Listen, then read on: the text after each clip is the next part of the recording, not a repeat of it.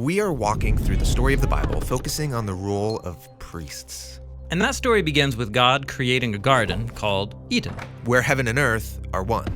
And God places humans in the garden to be his royal image, his priests, so that humans and God can work together as one. And this whole setup is called God's blessing. But tragically, the priestly humans are duped into rebelling against God and then exiled from the garden.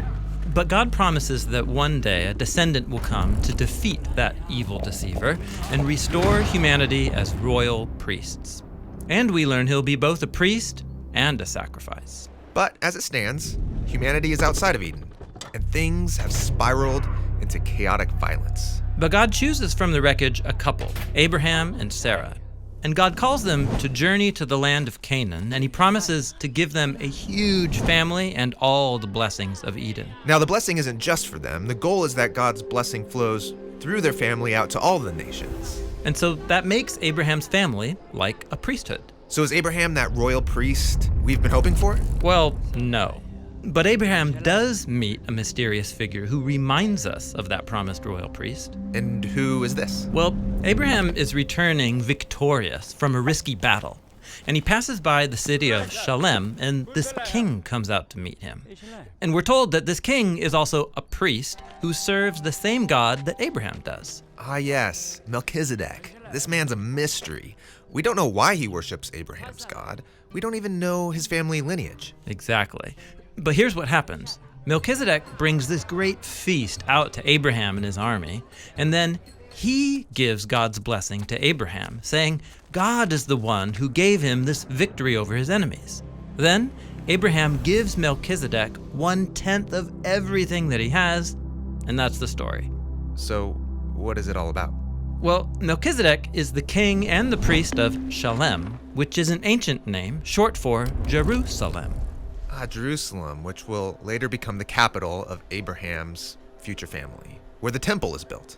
And that 10% that Abraham gives Melchizedek, that's just like the 10% Israelites will later give to honor the priests who work in the temple. Exactly. And so here is Abraham, the father of the Israelites, and he's honoring a royal priesthood that existed long before Israel's temple or their priests. Ah, Melchizedek. Yeah, he's super important, and we'll come back to him when we get to the story of David. Okay, back to Abraham. We find out that he and Sarah are unable to have kids, and they're really old, so how are they going to have a family? Well, they scheme up their own plan. Sarah forces her Egyptian slave to produce a child with Abraham. But once that happens, Sarah ends up despising her slave and oppressing her. So instead of trusting God for a family, they do it on their own terms. Right. And so God eventually does give them their own son, Isaac, but then God promptly asks for the life of that son back. Abraham is called to offer up Isaac on a mountain as a sacrifice. And we're told this is a test. God's requiring Abraham to own up to his failures, to stop his scheming, and to surrender his family's future to God.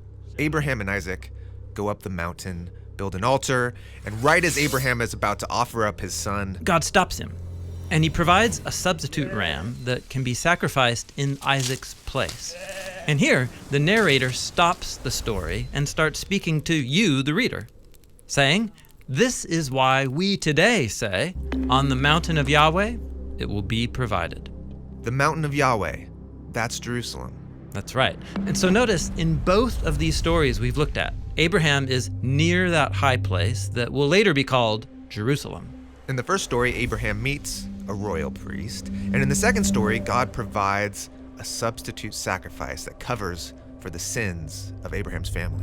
Yes, and both of these stories point forward to the need for a future royal priest who will also become a sacrifice for the sins of Abraham and his family. From here, Abraham's family grows to become an entire people, but they eventually end up as slaves in Egypt. And so, how can a group of slaves produce a royal priest? Exactly. And so that brings us to Moses, whose story we're going to look at next.